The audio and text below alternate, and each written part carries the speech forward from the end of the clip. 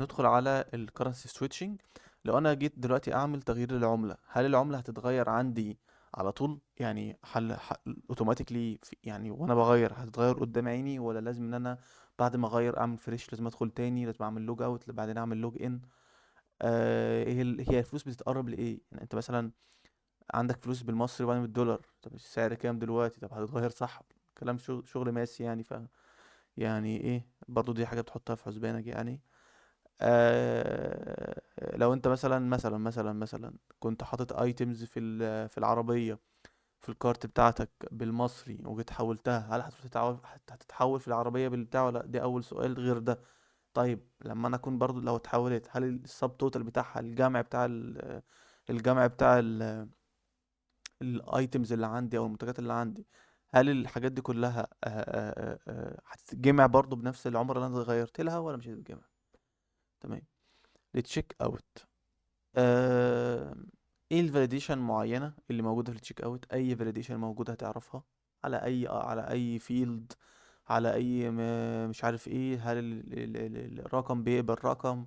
هل الايميل بيقبل ايميل بس، ولا ممكن يقبل رقم؟ الحاجات دي كلها طبعا دي بتبقى في اي عامة، اي اللهم صل على النبي، اي فيلد موجود في الويب سايت، لازم يكون انت عندك الفاليديشن دي كلها موجودة عليه. لازم تعرف هو بيقبل ايه. عادي يقبل ارقام وحروف، عادي يقبل ارقام بس، طب هيقبل عربي، طب هيقبل حروف عربي، ارقام عربي، مش عارف ايه، كل ده. اه عند السعر الكلي لو في ضرايب اتحطت، لو في شحن معاه ولا لأ، ولا الشحن منفصل وبيظهر لوحده، ولا الشحن بيكون مضاف مع السعر الإجمالي، ولا الكلام ده كله برضو مهم. الكونفirmation مسج، او سوري، الكونفirmation بيج، ستاتيك ولا دايناميك؟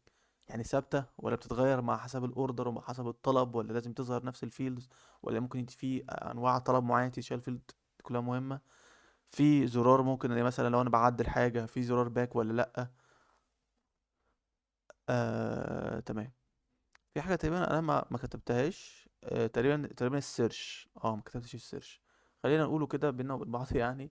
السيرش طبعا مش يعني انت لو يعني مش عارف كان مكتوب في البي ار دي ولا لا، بس هو لو انت لو هو كاتبه او مش كاتبه عامة، السيرش طبعا لازم تتأكد ان انت مثلا لما تدخل او اي حرف من اي منتج لازم يظهر لك مثلا اقتراحات معينة لمنتجات انت ممكن تبحث عليها.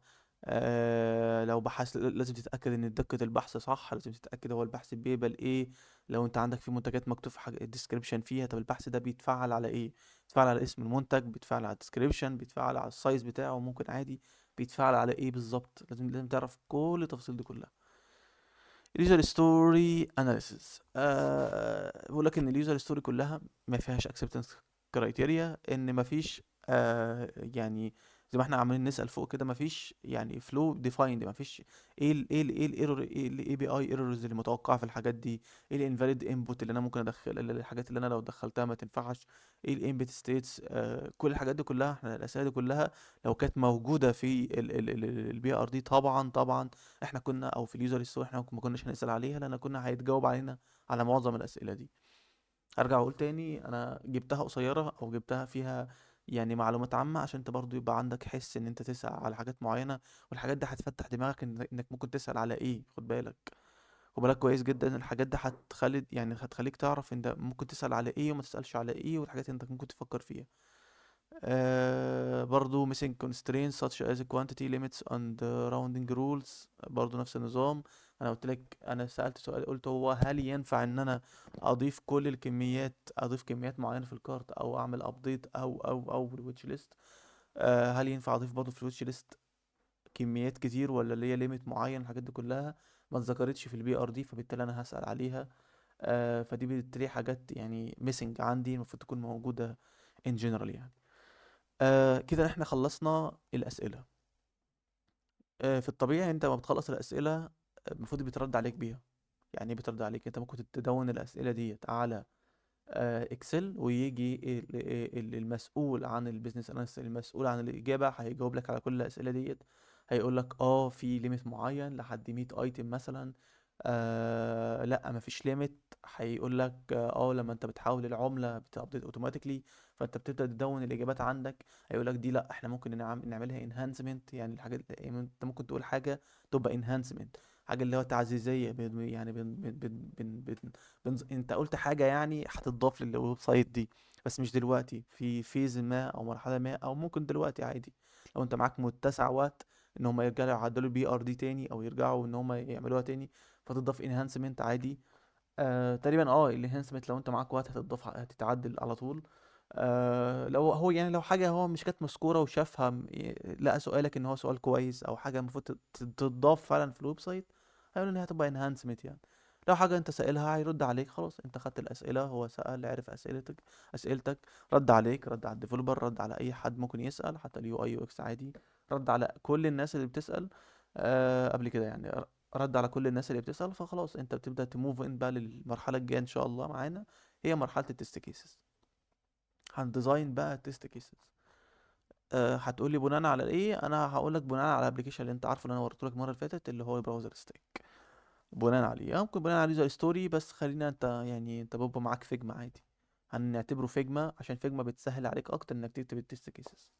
بالظبط، لان فيجما المفروض انت بتبقى شايف حاجات قدامك، خد بالك انت برضو يعني معاك فيجما ومعاك يعني احنا هنكتب التست كيس، هنفتح كده مثلا فيجما نشوف اللوجن مثلا، لو في حاجه مش مذكوره في اليوزر ستوري ولقيتها قدامي في الفيجما، هقول لا طب ما دي هرجع برضو اسال اقول طب ما دي انا لقيتها في الفيجما بس مش موجوده في اليوزر ستوري، او مش موجوده في البي ار دي، او مش موجوده في الدوكيومنتيشن عامه. فيقول لي خلي الريفرنس بتاعك الفيجما مثلا. طب انا لقيت حاجه في اليوزر ستوري مش موجوده في الفيجما، لازم تقعد تسال كتير، وبتبقى موضوع لفه كده شويه وكده يعني، بس على حسب الشركه عندك الريفرنس بتاعها ايه. انا كنت في شركتي بقى الريفرنس بتاعي، انا في شركتي عامه، انا الريفرنس بتاعي بيكون ال الفيجما. اي يعني هو الاساس بتاع الفيجما، لازم امشي بناء على الفيجما. بس انت برضه لو حاجه زي كده بترجع تسال، يعني حاجه موجوده في اليوزر ستوري ومش موجوده في الفيجما، برجع اقول لا انا يا جماعه الحاجه دي موجوده في اليوزر ستوري مش موجوده في الفيجما.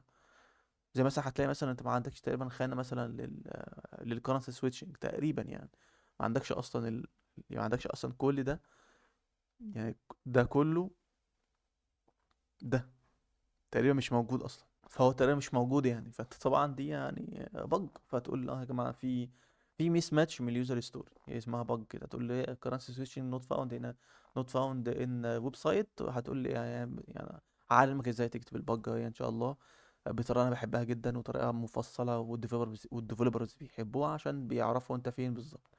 المهم مش ده يعني، ده مش ده يعني، مش دلوقتي ان شاء الله لما نكتب تيست كيسز، وبعدين الباج ريبورت، وبعدين ان شاء الله الريبورت سمري، وانا كده يعني ان شاء الله نكون خلصنا يعني. فاستنوني ان شاء الله في سيشنز جديده، اكيد انا ان شاء الله ما انزل لكم الحاجات اللي هتبقى كلها مع بعض، بس استنوني برضو يعني.